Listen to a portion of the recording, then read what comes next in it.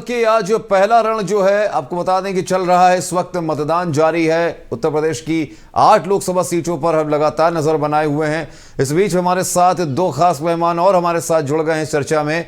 हमारे साथ नवीन पंडित जी यहां पर मौजूद हैं, बीजेपी की तरफ से अपना पक्ष रखेंगे, और आप पार्टी से मदन भाटिया हमारे साथ मौजूद हैं। आप दोनों का बहुत बहुत स्वागत है चर्चा में। जिस तरीके से बात की जा रही है इस समय उत्तर प्रदेश की 8 लोकसभा सीटों की बात की जा रही है, पश्चिमी यूपी की बात की जा रही है। पश्चिमी यूपी में जब भी बात की जाती है तो वहां पर नजर खास तौर से रखी जाती है। इस बार बात की जाए, अगर नवीन पंडित जी से मैं आपसे सवाल ले लेता हूं, बीजेपी का रुख जो है वो खास तौर से मुजफ्फरनगर की अगर बात कर दें तो राजपूत समाज जो है वो कुछ नाराज वहां पर नजर आता है। क्या लगता है इस बार वोटिंग में क्या होगा, वोटिंग प्रतिशत क्या होगा? देखिए, राजपूत समाज नाराज किसी व्यक्ति विशेष एक लीडर से था, ना कि भारतीय जनता पार्टी और ना माननीय नरेंद्र मोदी जी से। ये लोकसभा का पर्व है। राजपूत समाज भी हमसे जुड़ा हुआ है। वो कहीं ना कहीं राजपूत समाज भारतीय जनता पार्टी का मार्गदर्शक है, और वो ये नहीं चाहता है कि आने वाले 5 साल में इसका खामियाजा देश को झेलना पड़े। उसने अपना गुस्से का इजहार किया, और उसका स्वाभाविक भी था कि राजपूत समाज ने गुस्से का इजहार किया, लेकिन माननीय नरेंद्र मोदी जी ने कुछ नहीं बिगाड़ा है, भारतीय जनता पार्टी ने कुछ नहीं बिगाड़ा है, और इस पर मैं समझता हूं कि 100% मतदान राजपूत समाज के लोग भारतीय जनता पार्टी के पक्ष में कर रहे हैं और करेंगे। मदन जी, जब भी बात आती है प्रधानमंत्री नरेंद्र मोदी की, बीजेपी की, तो बीजेपी के लोग जो हैं लगातार ये कहते हैं कि हमने काम किया है, मुद्दों की बात की है, और लोग हमसे नाराज नहीं है, खफा नहीं है। केवल ये विपक्ष के जो लोग हैं वो नाराज चल रहे हैं क्योंकि उनके अपने कर्म हैं, उनके अपने भ्रष्टाचार हैं।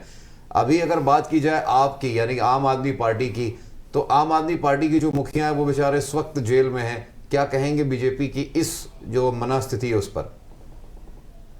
जनता पार्टी की एक खासियत है कि अपनी कमियों को छुपाने के लिए दूसरों को आरोप लगाना और नकारात्मक राजनीति को बढ़ावा देना। एक काम प्रधानमंत्री ने पूरी रैलियों में, इन 15-20 दिन की रैलियों में जो 40-45 रैली किए हैं, ना ही इनके गृह मंत्री ने, ना ही इनके बड़े नेताओं ने एक काम नहीं बताया। दूसरों की बुराइयां, दूसरों के भ्रष्टाचार, जबकि इनका भ्रष्टाचार जिस दिन खुला है इलेक्टोरल बॉन्ड पर, उस दिन के बाद से इनकी चिट्ठी पिट्टी गुम है। और मैं बता रहा हूं आपको, जो आज उत्तर प्रदेश में 8 सीटों पर चुनाव हो रहा है, उसमें अधिसंख्य सीटों पर गठबंधन जीतने जा रहा है। इनकी हालत खराब है। आज भी प्रधानमंत्री जहां बोल रहे हैं अपना काम बिल्कुल नहीं बता रहे, और आम आदमी पार्टी के नेता सिर्फ इसलिए अंदर हैं कि वो दिल्ली में इनको धंसने नहीं दे रहे, पंजाब में इनको धंसने नहीं दे रहे, और हरियाणा में 90% सीटें जीत कर आने वाले चुनाव में आम आदमी पार्टी आने वाली है। तभी मनोहर लाल खट्टर को हटाया गया। मनोहर लाल खट्टर जी का कोई आरोप नहीं था। भारतीय जनता पार्टी का अपना विषय है कि हमें किसको रखना, किसको नहीं हटाना है, ये आपकी पार्टी तय नहीं करेगी। देखिए, आपके नेता उत्तर प्रदेश में आप हो ही नहीं, हम आपसे क्या बहस करें? मदन लाल जी, आप उत्तर प्रदेश में नहीं हो, आप दिल्ली में केवल 40 विधानसभा चलाते हो। उत्तर प्रदेश में 402 विधानसभा है। जिस दिन आपके केजरीवाल को चलाना पड़ जाएगा उत्तर प्रदेश जैसा राज्य, उस दिन खांसी कर करके वो अस्पताल में एडमिट हो जाएगा। उत्तर प्रदेश बहुत बड़ा राज्य है, और आपका दिल्ली एक बहुत छोटा है, पंजाब एक बहुत छोटा सा राज्य है, और उसके बाद आप उसको मैनेज नहीं कर पा रहे। आप कूड़ों के अड्डे नहीं हटवा पा रहे, आप दिल्ली की पेयजल की समस्या हल नहीं कर पा रहे। रही बात हमारे कामों की, तो हमारे नेता, हमारे बूथ अध्यक्ष, हमारे मंडल अध्यक्ष, हमारे जिला अध्यक्ष, हमारे प्रदेश अध्यक्ष और हम कार्यकर्ता अपने काम को गिराने के लिए पर्याप्त हैं। नहीं, कहीं ना कहीं देखा जाए तो जिस तरीके से नवीन जी बात होती है, जब भी आरोप प्रत्यारोपों की बात होती है, लगातार आपकी तरफ से ये बात कही जाती है कि हमारे खिलाफ कोई सबूत नहीं है, हमारे खिलाफ कोई पक्ष ऐसा नहीं है बीजेपी के पास जो हमसे सीधे लड़ सकें, इसलिए ज़बरदस्ती ऐसा किया जा रहा है। लेकिन ये बताइए कि जिस तरीके से चीज़ें आरोप लग रहा है आपकी तरफ से हो या गठबंधन की तरफ से हो, कि जो ये प्रशासनिक अमला है, जो आपके पास जो सुविधाएं हैं, ये देखा जाए ईडी हो गई, सीबीआई हो गई, आईटी हो गई, इसका इस्तेमाल इन लोगों का इस्तेमाल तब किया जाता है जब आप किसी पर दबाव बनाना चाहते हैं। इस पर क्या कहेंगे? आप सम्मानित पत्रकार हैं, आप सबको देख रहे हैं, आप जान रहे हैं। आप ये बताइए कि जिसके जो कर्म हैं वो सामने आ रहे हैं। आखिर केजरीवाल जी को कोर्ट ने भी तो आगे बढ़ा दिया। या मान लीजिए मनोज सिसोदिया जी, आज मनीष सिसोदिया जी अगर आज 7 महीने से जेल में हैं तो मनोज सिसोदिया जी कोर्ट भी तो समझ रहा है। आप कोर्ट पे तो विश्वास करते हो, माननीय न्यायालय ने आपको आगे किया है। और ठीक है कि भारतीय जनता पार्टी ने इस समय का लाभ लिया, हो सकता है पार्टी ने लाभ लिया, लेकिन आरोप तो आपको काफी समय से चल रहा था। आपको 30 बार नोटिस दी गई, आप एको बार आपने नोटिस का जवाब नहीं दिया, आप नोटिस को मखौल उड़ाए घूम रहे थे। और उस समय ऐसा समय आ गया कि चुनाव का समय आ गया और आपको जो है कोर्ट जेल जाना पड़ गया। अब आपको जेल जाना पड़ गया तो जेल में कह रहे हो कि हमारी शुगर बढ़ गई है, खाना आपके घर से आ रहा है, आपका स्टाफ का आदमी चेक करके भेज रहा है, हर व्यवस्था आपको सब पूरा किया जा रहा है। आखिर संजय सिंह को भी तो छोड़ा गया, आखिर कोर्ट नहीं छोड़ा ना संजय सिंह जी को, तो आखिर कुछ ना कुछ तो गड़बड़ है। अब बताइए, कल ही की बात आप गठबंधन का देख लीजिए, खुलेआम नीचे चिल्ला के कह रहा विजय जी, और सारे नेता खड़े होकर सुन रहे हैं। चिराग पासवान को गाली बकी जा रही है। अब वो कह रहे कि पब्लिक में कोई बोल रहा था, मेरा ध्यान नहीं गया। अरे वो आखिर चिराग भी एक शिष्ट लड़का है, वो कह रहा राबड़ी जी मेरी माता जी हैं, तो ये भी कह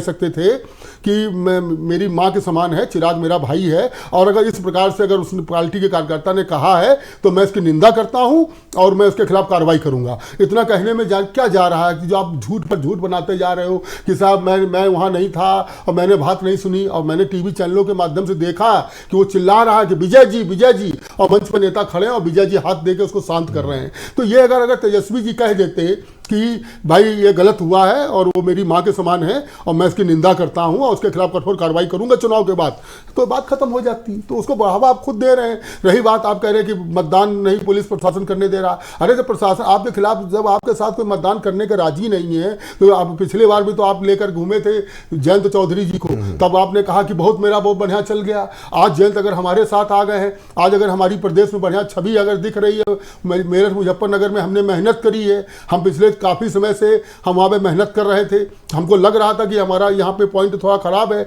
हमने उसको ठीक कर लिया। आज अगर हमने ठीक कर लिया तो आप कह रहे हो कि आप सब जो है आप वो कर रहे हो, आप लोग मिली भगत कर रहे हो। ये सब बातें हैं, विपक्ष की बातें हैं। और देखिएगा समय आने पर जो माननीय नरेंद्र मोदी जी ने कहा कि हम 400 पार करेंगे तो 400 पार करेंगे, इसमें कोई दो राय नहीं। बंगाल में भी ममता दीदी को आप देख लीजिए, ममता दीदी जानकर चुनाव के समय में वहाँ पे बवाल कराती हैं। नवरात्र की बंगाली समाज से जुड़ी हुई हैं, बंगाली समाज सबसे ज़्यादा नवरात्र को मानता है, और उसके बाद आप बंगाली समाज की होकर आप वहाँ पर तुष्टीकरण की राजनीति कर रही हैं, मुस्लिम समाज को आगे करके वहाँ पे बवाल करा रही हैं। जबकि हमारे यहाँ यूपी में आप देखते होंगे बंगाली वर्ग के लोग कितनी पूजा पाठों में यहाँ पे वो लोग रहते हैं और हम लोग उनके साथ खड़े होते हैं।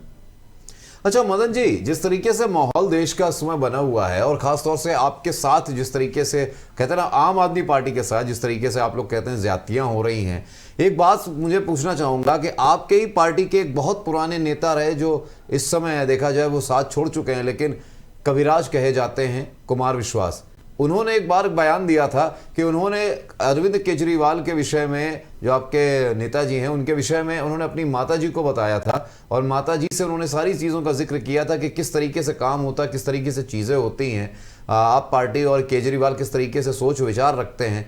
तो उनकी माताजी ने भी कहा था कि केजरीवाल जी को समझाया जाए, क्योंकि कहीं ना कहीं देखा जाए जो कर्म होते हैं उसका फल मिलता ही मिलता है। तो ऐसे में नहीं लगता कि कहीं ना कहीं आपको सोचना चाहिए, आम आदमी पार्टी को थोड़ा सा विचार करना चाहिए, क्योंकि वो दौर अलग था जब आप अन्ना हजारे के साथ मैदान में बैठे थे और अन्ना हजारे को कहीं ना कहीं इस्तेमाल करके आपने जो विचार बनाए थे वो विचार कहीं ना कहीं धूमिल हो चुका है। प्रसाद भूषण भाग गए। एक चीज सुन लीजिए आप पहले जी, हमने किसी को इस्तेमाल नहीं किया, इस्तेमाल सिर्फ भारतीय जनता पार्टी सबका करती है। अन्ना हजारे को भी भारतीय जनता पार्टी लाई थी, इनकी किरण बेदी भी उस समय साथ में थी, तो फिर आज राज्यपाल है। केजरीवाल को भी हम ही लाए थे, केजरीवाल को भी हम ही लाए थे ना। आप स्वीकार करें मदन भैया, बड़े भाई आप हमारे, स्वीकार करें कि केजरीवाल को भी हम ही लाए थे, आशुतोष त्रिपाठी, आशुतोष को भी हम ही ने भगाया, प्रशांत भूषण को भी हम ही ने भगाया, स्वीकार कर लिया। मैं कहता हूँ वो भ्रष्टाचार भारतीय जनता पार्टी ने किया है। रेड्डी से इन्होंने 59 करोड़ रुपया लिया है इन्होंने।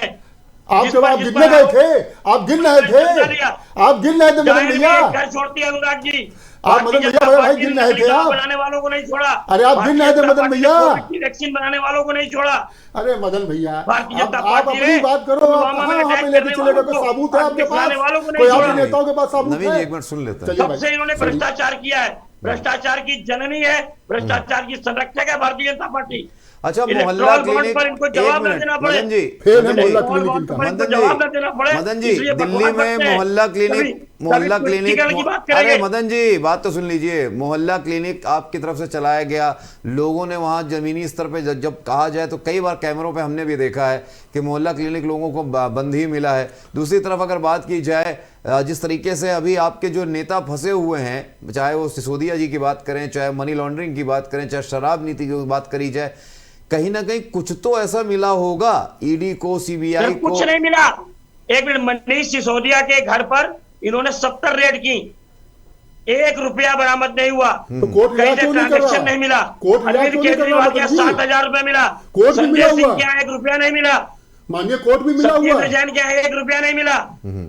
आपका नहीं। कहना माननीय कोर्ट मिला जबरदस्ती हुआ मनी है। वैसे लॉन्ड्रिंग, नवीन जी, वैसे इन्होंने- सवाल तो उठता है, इन्होंने एक मिनट और मदन जी, CBI का मदन जी, दुरुपयोग किया जा रहा है। जी जी मदन जी, नवीन जी से पूछ रहे थे। नवीन जी, जिस तरीके से एक मदन जी कह रहे हैं कि 1 रुपया नहीं मिला है, कोई आज तक सबूत नहीं मिला है, तो फिर ये केजरीवाल को अंदर क्यों किया गया? सब डॉक्यूमेंट्स हैं, डॉक्यूमेंट्स बोल रहा है, सारे कागज बोल रहे हैं, सारे कागजों के आधार पर जब ये चारों तरफ से पुष्टि हो गई है, आज से नहीं लगी है सरकार ईडी, कहीं तो आज पता पिछले लगे 2-3 साल से इस पर किसने कार्रवाई लिया हो और रही किसको थी। दिया। जब सारे डॉक्यूमेंट मिल गए, जब कोर्ट ने सब चीज को सुप्रीम समझ कोर्ट ने लिया, स्पष्ट तब पता कोर्ट लग गया ने बेल कि कैंसिल जिस- किया ना, जिस तब कोर्ट रेड्डी इनको को जो है इन्होंने रिमांड पर पकड़ा दे रही है था, ना, उस तब रेड्डी दे रही को ना। पकड़े अभी जाने बोलने के में कुछ बाद नहीं बोले, जमानत ये कुछ देने भी के कहे लिए कि नहीं पैसा हमारे साथ अत्याचार हो रहा, मेरे साथ अन्याय हो रहा, ये प्रमाण साबित करे ना। ये क्यों नहीं साबित कर रहे हैं? ये आप पार्टी वाले तो सबसे मामले इस मामले में आगे हैं कि टोपी पहन के ये पंपलेट लेके पहुंच जाते हैं। ये पंपलेट बना के क्यों नहीं साबित कर रहे हैं कि ये गलत है, ये सही है? ये कुछ अपने कागज सो करे ना। जब इनके पास कुछ आधार नहीं है तो सीधा सीधा भाजपा गड़बड़ है, भाजपा गड़बड़ है। अच्छा, चुनावी रण की बात कर लेते हैं मदन जी। देखिए, चुनाव चल रहे हैं, चुनाव का आगाज हो चुका है, 8 लोकसभा सीटों पर इस समय चुनाव लड़ा जा रहा है। सबसे अहम बात अगर करें कि आम आदमी पार्टी की, तो उत्तर प्रदेश में आम आदमी पार्टी अपनी जड़ें क्यों नहीं जमा पा रही है? क्यों? एक कारण सबसे बड़ा मैं पूछना चाहता हूं, क्योंकि हर बार चुनाव में आप सब उतरते हैं, क्या कारण ऐसा है कि चुनाव मैदान में, उत्तर प्रदेश के चुनावी मैदान में, जहां से दिशा और दशा निर्धारित की जाती है देश की और सत्ता की, वहां पर आम आदमी पार्टी अपनी जड़ें क्यों नहीं जमा पा रही?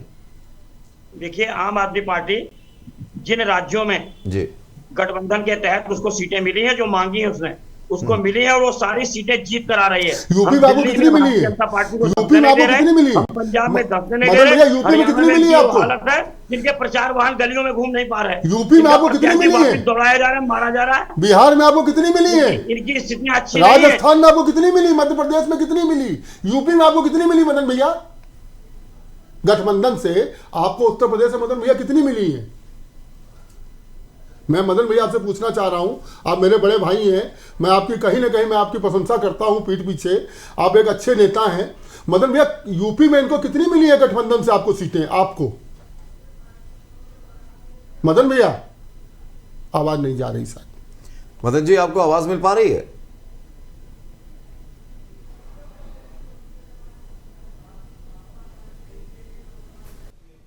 तो लगातार यहाँ चर्चा पर हम जुड़े हुए हैं। नवीन पंडित हमारे साथ हैं, मदन भाटिया हमारे साथ हैं, आप पार्टी से, नवीन पंडित बीजेपी से हमारे साथ हैं।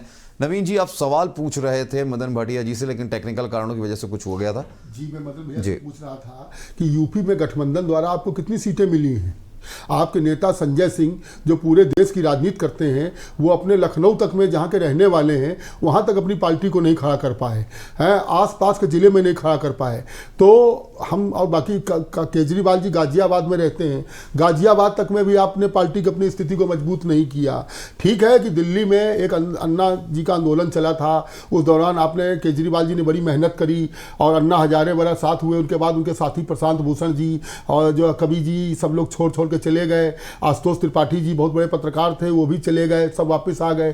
केवल केजरीवाल जी चाहते थे कि राष्ट्रीय अध्यक्ष भी मैं रहूं, मुख्यमंत्री भी मैं रहूं। अगर केजरीवाल जी को राष्ट्रीय राजनीति में अगर स्कोप में आना था तो उनको राष्ट्रीय अध्यक्ष किसी खुद बने रहते और मुख्यमंत्री मनीष सिसोदिया को बना देते। लेकिन उनके अंदर जो लालच आ गया, जो उनके अंदर पूरी ये आ गई कि मैं सब कुछ डिक्टेटर सही चलाऊंगा, मैं ही सब कुछ चलाऊंगा, उसके बाद वहाँ पे आप पार्टी में फूट पड़ गई। और मैं समझता हूँ कि आने वाले समय में दिल्ली में आप पार्टी भी खत्म हो जाएगी। मदन जी, क्या कहेंगे इस जवाब में? भैया, एक ही मान लो, इन्होंने देश भर की सरकारें खरीदी और तोड़ी, मुख्यमंत्री तक अपनी जेब में डाल लिए। दिल्ली के एक भी विधायक को तोड़ पाने में असफल रहने वाले ये लोग आम आदमी पार्टी के बारे में सोचना बंद कर दें। आम आदमी पार्टी एक विकल्प के रूप में देश में उभर कर सामने आ रही है। इन्होंने पंजाब में किसी भी आंदोलन को, पंजाब में बनने वाली सरकार को इन्होंने आतंकवादियों की सरकार कहा। ये हम लोगों ने नहीं कहा, ये आप कह रहे हैं। आप ये कह के हमारा और सिख समाज से विवाद करा रहे हैं। आप ये कह रहे हैं और आप समझ लीजिए कि मैं फिर आपसे कह रहा हूं, आप हरियाणा में आप कितनी सीटें जीते हैं? आप हरियाणा में कितनी सीटें जीत गए? आप यूपी में आपको गठबंधन ने कितना दे दिया? मान मैं तेरा मेहमान, मैं तेरा मेहमान, मैं यूपी में गठबंधन में हूँ, सीटें आपको एक नहीं मिली, मैं गठबंधन में हूँ। दिल्ली में आप 40 विधानसभा चला रहे हैं मदन लाल जी, और आप इसकी समस्या हल नहीं कर पा रहे हैं। दिल्ली की जनता समझ चुकी है। लोकसभा में पिछली बार भी हम 7 जीते थे और इस बार भी हम 7 लोकसभा जीतने जा रहे हैं मदन लाल जी। चुनाव के बाद मैं माननीय सम्मानित एबीसी चैनल के माध्यम से आपसे कहना चाहूंगा कि जिस दिन 4 जुलाई को हम आपके साथ 4 जून को यहाँ बैठकर हम आपसे डिबेट करेंगे, दिल्ली भी हम जीतेंगे। सुप्रीम कोर्ट लता रहा है आपके लोगों को। पब्लिक समझदार है, पब्लिक हमको वोट देने जा रही है। जिसने बेईमानी की उसकी टिकट काटी है बीजेपी ने, किरण खेर की चंडीगढ़ से। चंडीगढ़ के मेयर के चुनाव में आपने देखा, थूक के चाटना पड़ा आपको। मेयर की बात सुप्रीम कोर्ट को फैसला देना पड़ा कि गिनती नहीं होगी। की बात करिए, मेयर चुनाव तो नगर निगम का चुनाव होता है, हर जगह गंदगी, बेईमानी, भ्रष्टाचार आपकी देन है। कोर्ट का आदेश आया, उसने महापौर ने इस्तीफा दिल्ली में मेयर की शपथ 8 महीने नहीं होने दी। विधानसभा और लोकसभा की बात करिए, जब सुप्रीम कोर्ट ने रिसीवर बैठाया तब दिल्ली के मेयर की शपथ हुई 6 महीने बाद। वाह भाई वाह। अच्छा, ऐसे गंदे लोग हैं, लोकतंत्र पर धब्बा है ये लोग। अरे आपके कहने से थोड़ा हो जाएगा। आज पूरी देश जो है माननीय नरेंद्र मोदी जी को पसंद कर रही है। जो हमने कर दिया वो आज तक आप लोगों ने 56 सालों में नहीं किया, जो आज हम लोगों ने कर दिया 10 साल में। 10 साल में हमने वो कर दिया कि आप लोगों ने 56 साल में नहीं किया। और केजरीवाल का आता पता नहीं रहेगा, बेफिक्र रहे आप। अरविंद केजरीवाल जी अपने स्वार्थ के कारण खत्म हो रहे हैं। वो मुख्यमंत्री बनना चाहते हैं, वो प्रधानमंत्री भी रहना चाहते हैं, वो राष्ट्रीय अध्यक्ष भी रहना चाहते हैं। क्यों नहीं आप अतीशी को मुख्यमंत्री का चार्ज दे रहे हैं? क्यों नहीं आप उसे, आप संजय सिंह पे क्यों नहीं विश्वास कर रहे हैं? नहीं, वो अपनी पत्नी को बनाएंगे। संरक्षण देने वाली washing machine Bharatiya Janata party है। अरे तो आप अपने उनको बना दीजिए ना। मुख्यमंत्री केजरीवाल जी जेल में है, आप मुख्यमंत्री संजय सिंह को बना दीजिए, अतीशी जी को बना दीजिए, राघव चड्ढा को बना दीजिए। क्यों नहीं आप मुख्यमंत्री बना रहे हैं दिल्ली में? आप जेल से दिल्ली सरकार चलाएंगे, साबित कर लीजिए झूठ, जेल से सरकार चलाएंगे। साबित कर लीजिए। वाह भाई वाह। इलेक्ट्रॉल बॉन्ड ये बताता है, अरे इलेक्ट्रॉल बॉन्ड जनता को समझ में आता है, जनता से समझदार है। ये सब आप चिल्लाते रहिए, कोई फर्क नहीं पड़ता इन बातों का। मदन जी एक चीज बताइए, जनता समझ रही है, जनता से समझ रही है। देखिए जनता तो समझदार रही है मदन जी, जनता तो समझदार रही। नवीन जी, जनता समझदार है, चाहे वो दिल्ली की हो चाहे पूरे देश की हो। अच्छा मदन जी एक चीज मुझे बताइए, गठबंधन आपका हुआ है, इंडी गठबंधन आप लोगों का है। दिल्ली में लोकसभा की अगर बात की जाए, दिल्ली में कांग्रेस और आपके बीच में साठगांठ हो गई, टिकटों का बंटवारा हो गया। लेकिन पंजाब में आखिर ऐसा क्या हुआ कि पंजाब में आप अकेले लड़ रहे हैं और वो अकेले लड़ रहे हैं? क्या एक दूसरे पे भरोसा नहीं वहां पर? देखिए भरोसे की बात नहीं है जी। हम वहां ज्यादा सीटें मांग रहे थे, हमको नहीं मिली, हमारा समझौता नहीं हुआ, कोई लड़ाई नहीं है। हम इंडिया गठबंधन के साथ जहां जहां लड़ रहे हैं, बंगाल में नहीं हुई लेकिन हर जगह लड़ाई हो रही है। एनसीपी के साथ हमारा गठबंधन है, हमारी उनसे लड़ रही है। इसमें कहीं भी भारतीय जनता पार्टी के पेट में दर्द हो रहा है। एनसीपी ने आपको सीट कितनी दी है? उत्तर प्रदेश में अखिलेश जी ने आपको कितनी सीटें दी है? खाम मान ना मान मैं तेरा मेहमान, सीटें आपको मिली नहीं है। आप खुद अपने आप कह रहे हैं मैं सहयोगी हूं, आपको कोई सहयोगी मान के राजी नहीं है। आप बताइए उत्तर प्रदेश में अभी आपके पेट में क्यों दर्द है? क्यों संजय अभी आपके राहुल गांधी ने अखिलेश यादव ने पत्रकार वार्ता करी है, आपके पार्टी किसी नेता को नहीं बैठाला उन्होंने। आपको उन्होंने चुनाव संचालन बनाई है यूपी की, उन्होंने किसी आपके लोगों को उन्होंने जो है स्टार प्रचारक नहीं बनाया। आपको यूपी में स्टार प्रचारक बनाया कहीं उन्होंने? विपक्ष ने आपको यूपी में कहीं स्टार प्रचारक बनाया आपके आदमियों को? खाम खाली बात करते हैं आप दिल्ली में हैं, वो भी आप खत्म होंगे, लोकसभा आप नहीं जीत पा रहे। अच्छा देखिए वो तो सब बात जनता की है। नवीन जी एक चीज मुझे बताइए, ये बात तो सभी जानना चाहेंगे, मदन जी भी जानना चाहेंगे, जब चुनाव लड़ा जाता है मुद्दों पर और जिस तरीके से तस्वीरें सामने आ रही हैं, अभी 8 लोकसभा की हम बात कर लें या यूपी की बात कर लें, तो पीलीभीत में 2 जगहों पर सिर्फ विकास के मुद्दों को लेकर जनता ने मतदान का बहिष्कार कर दिया है। आज की डेट की यह खबर है, जहां पर देखा जाए, अगर पीलीभीत की बात करूं, पुराना गांव में पुल न बनने की वजह से मतदान का बहिष्कार हुआ। उसके बाद उसी पीलीभीत में दूसरा एक गांव है, वहां पर लोगों ने दीवार की वजह से वहां पर बहिष्कार कर दिया। अभी खबर आ रही शामली में भी बहिष्कार किया गया।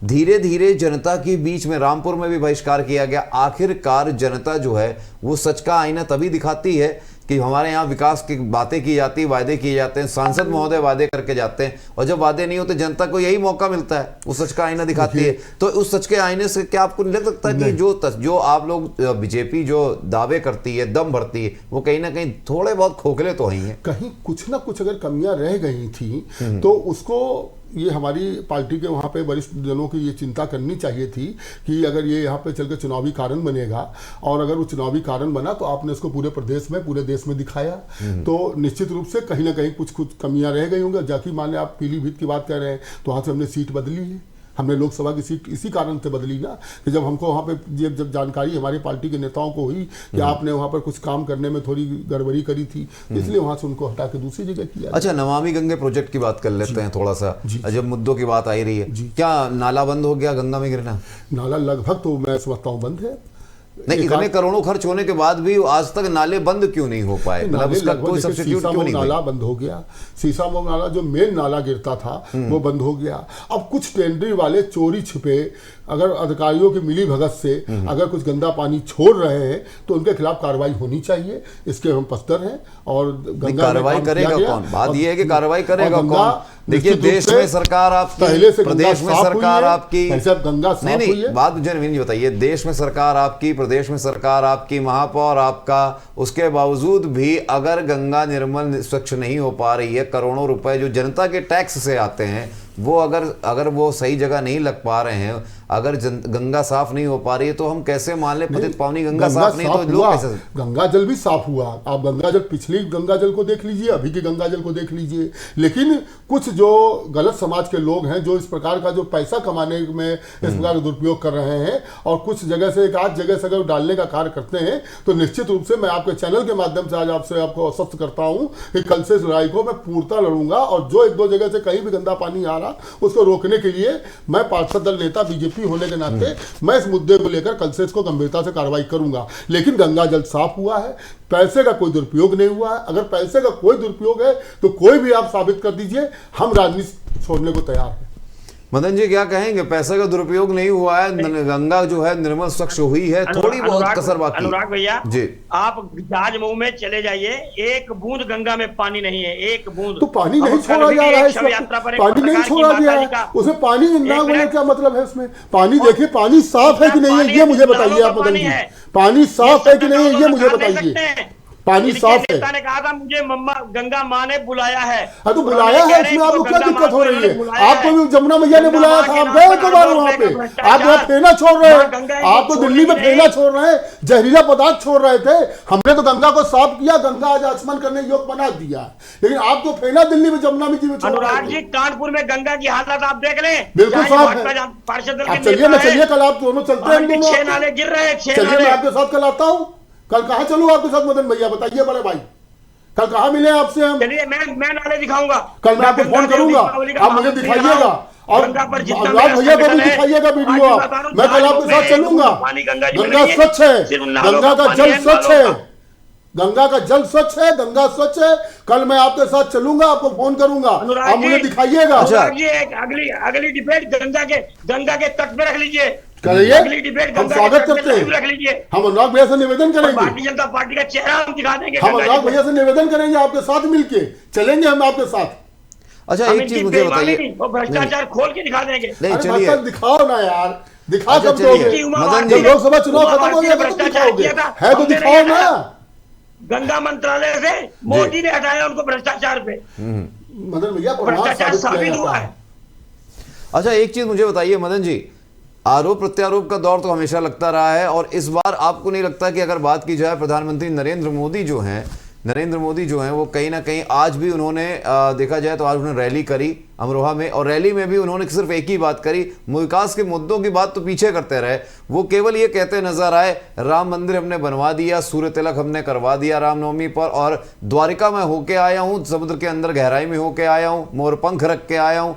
मतलब कहीं ना कहीं देखा जाए तो फिर से मुद्दों की बात छोड़कर क्या हमने किया, क्या नहीं किया और क्या वादे करेंगे उस पर बात ना होकर के सिर्फ इस पे हो रहा है कि हमने सनातन की बात करी, हमने धार्मिक भावनाओं को कहीं ना कहीं साधने की कोशिश नहीं की जा रही। देखिए भाई साहब, बता दें हम आपको, इस बार जनता मुद्दों पर वोट दे रही है। बहुत बड़ी बात नहीं, 4 जून को आपको असलियत समझ में आ जाएगी। 400 के अंदर जा रहा है कि 400 के ऊपर जा रहा है जी। 4 तारीख को अभी मदन भैया कभी भी पत्रकारों का जवाब मोदी नहीं देते, कभी मदन भैया पत्रकारों का जवाब शाह नहीं देते। मदन भैया हम आपके भाई हैं। 4 तारीख को आपने भी 1 महीना पहले फोटो देखी होगी कि राहुल जी मीठ बनाना सीख रहे थे लालू प्रसाद यादव से, फिर बिहार में जाकर मीठ बनाना सीखेंगे लालू प्रसाद यादव जी से।